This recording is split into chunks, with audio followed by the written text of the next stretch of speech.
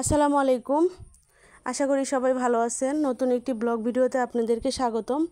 প্রথমে দেখতে পাচ্ছেন যে আমি আজকে বিকেলবেলা কী নাস্তা বানিয়েছিলাম।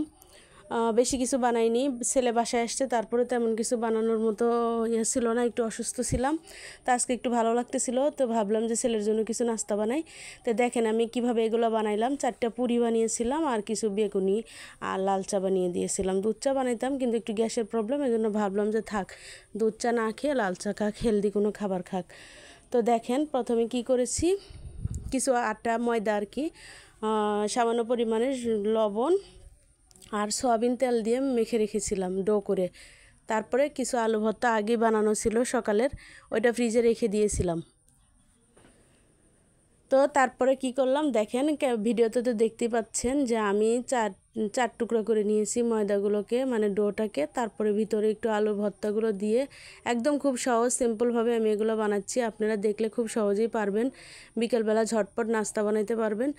তো এটা দেখে মনে হলো আপনাদের সাথে একটু শেয়ার করি। আপনারাও হয়তো বা অনেক সময় নাস্তা বানানোর অলসতা অথবা দোকান থেকে পুরি কিনে খান। এরকম আনহেলদি খাবার না খেয়ে ঘরে ইচ্ছা করলে একটু কষ্ট করলেই হেলদি খাবার তৈরি করে খেতে পারেন। তো দেখেন আমি ভিতরে আলু ভর্তা দিয়ে কীভাবে ভাজ দিয়ে নিলাম। খুবই সহজ, এটা কোথাও শিখতে হয় না, একটু একবার দেখলেই শিখে ফেলতে পারবেন। তো এই তো আলু ভর্তাটা দিয়ে দিলাম। এর জন্য বিশেষ কোনো আয়োজনও লাগে না। যদি আগে কোনো ভর্তা করে থাকেন অথবা কোনো ভেজিটেবল বানানো থাকে, ওইটাও ভিতরে দিয়ে দিতে পারেন, কোনো সমস্যাই নেই, খুব সুন্দরভাবে এটা সেট হয়ে যাবে। তো এটা রেখে দিলাম এরকম 2-3 মিনিটের জন্য রেস্টে। তারপরে এই যে দেখেন একটু সামান্য ময়দা মাখিয়ে নিলাম যেন লেগে না যায়। তো তারপরে একটু বেলুন দিয়ে, রুটি বেলার বেলুন দিয়ে হালকা একটু প্রেস করে নিলেই ছোট্ট একটা রুটির মতো আর কি পুরি হয়ে গেল। দেখেন কত সহজভাবে আমি পুরিটা বানিয়ে নিলাম। তো এই পুরিগুলোকে আমি একটু ডুবো তেলে ভাজবো।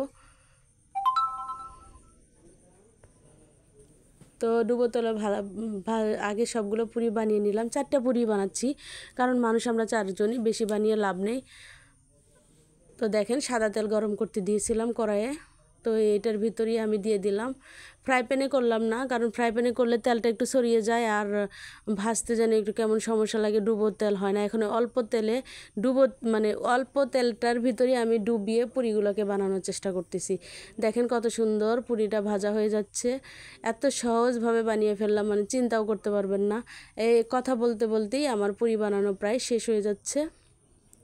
আশা করি আপনাদের এই রেসিপিটা খুবই ভালো লাগবে। তো দেখেন আমি একটু ভালোভাবে দেখাচ্ছিলাম যে কিভাবে একটু খুন্তি দিয়ে ডুবিয়ে ডুবিয়ে আমি এটা ভাজতেছিলাম, কারণ দোকানে তো অনেক বেশি তেলের মধ্যে অনেকগুলো পুরি ডুবিয়ে ভাজা হয়। তো বাসায় তো আমি খুব বেশি তেল ইউজ করতেছি না, অল্প তেলই করব, কারণ বাসি তেলটা পরে আর ইউজ করতে আমার ভালো লাগে না। এজন্যই আসলে এভাবে করতেছিলাম। তো আপনাদের বিরক্ত লাগলেও আমি একটু ভালোভাবে দেখাচ্ছিলাম যে আসলে পুরিটা সুন্দর হওয়ার জন্য, ক্রিস্পি হওয়ার জন্য ভিতরে ভালোভাবে হওয়া খুব বেশি জরুরি। শুধু উপর দিয়ে ভাজি হয়ে যাবে, একদম লাল টকটকে হবে, কিন্তু ভিতরে কাঁচা কাঁচা থাকবে, ওই ধরনের পুরি খেতে একদমই ভালো লাগবে না। আর এভাবে যদি ডুবো তেলে বারবার মানে খুন্তি দিয়ে প্রেস করতে থাকেন, তো ভিতর বাহির সব জায়গায় একদম ক্রিস্পি হয়ে যাবে, একদম খুব সুন্দর লাগবে, খেতেও ভালো লাগবে। তাই তো আমার পুরিটা প্রায় ভাজা শেষের দিকে, দেখতেই পাচ্ছেন কত সুন্দর হয়ে গেছে আমার পুরি ভাজা। এখন উঠিয়ে ফেলবো। তেলটা একটু নিংড়ানোর জন্য একটা ঝাঁঝরি করার ট্রেতে আমি সবগুলো পুরি উঠিয়ে নিলাম। তো এই তো আরেকটা লাস্ট ওয়ান আছে, ওইটা ভেজে নিব। 3টা ভাজা শেষ। তো এটা ভাজার পরে আবার বেগুনি ভাজতেছি। বেগুনি ভাজার জন্য আমি কিছু পরিমাণে বেসন, হলুদ মরিচ ধনিয়া গুঁড়া কিছু কাঁচা জিরা দিয়ে মাখিয়ে রাখছিলাম।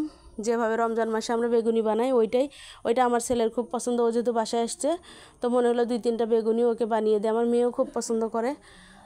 তো শুধু পুরি খাবে, একটু 2-3টা বেগুনি হলে ভালোই লাগবে। যেহেতু আজকে মুড়ি টুড়ি ওরা কিছু খাবে না, তো এইটাই ওদের ভালো একটা নাস্তা হবে। ইচ্ছা করলে বাহির থেকে কিনে এনে খাওয়াইতে পারতাম, একটু কষ্ট করে বানিয়ে দিলে ওরা একটা হেলদি খাবার খেলো। আপনারা ইচ্ছা করলে বাচ্চাদেরকে এভাবে হেলদি খাবার ঘরেই বানিয়ে খাওয়াইতে পারেন।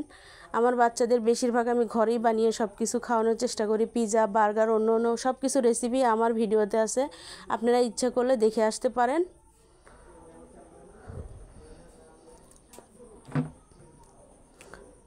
এই যে দেখেন বেগুনিটাও আমি এভাবে ডুবো তেলে বারবার ডুবিয়ে ভাজতেছিলাম। আসলে আমরা সবসময় ভাজা জিনিসটা দেখাই যে কিভাবে ভাজা হয়ে গেল। তো আমি রেসিপি ভিডিও বেশি একটা করি না, শুধু খাওয়ার ভিডিওই দেখাই। তো মাঝে মাঝে একটু রেসিপি শেয়ার করি। তো আমি এখানে জাস্ট আমার মেন উদ্দেশ্য ছিল কিভাবে বেগুনিটা অনেকক্ষণ ধরে ক্রিস্পি থাকবে, কিভাবে খেতে ভালো লাগবে, ভিতর বাহির সমান মজা লাগবে, মানে মানে কসকসে থাকবে। এজন্যই বেশিক্ষণ ভাজিয়ে আপনাদের দেখালাম। দেখেন আমার বানানো শেষ। বেগুনি 6-7টা বানিয়ে ফেলেছি, 4টা পুরি বানিয়ে ফেলেছি। আমাদের 4 জনের জন্য এনাফ নাস্তা। তো এখন আমাদের তৈরি হবে একটু লাল চা বানাবো। বললামই তো কেন দুধ চা বানাচ্ছি না। তো 2 পিস তেজপাতা দিয়ে আমি লাল চাটা বানিয়ে নিব। লাল চা বানানো দেখেন আমি কত সহজভাবে করি। পানিটা একটু গরম হয়ে গেলে ওটার ভিতর তেজপাতা দিয়ে দেই, তারপরে লিকার দেই, তারপর সাথে সাথে আমি চিনি দিয়ে দিই। চিনিটাও একদম জাল দিয়ে ফেলি। তো এভাবেই তৈরি হয়ে যাবে আমার মানে লাল চা। বেশিক্ষণ লাগবে না, 2-1টা বলক উঠলে আমি নামিয়ে ফেলবো।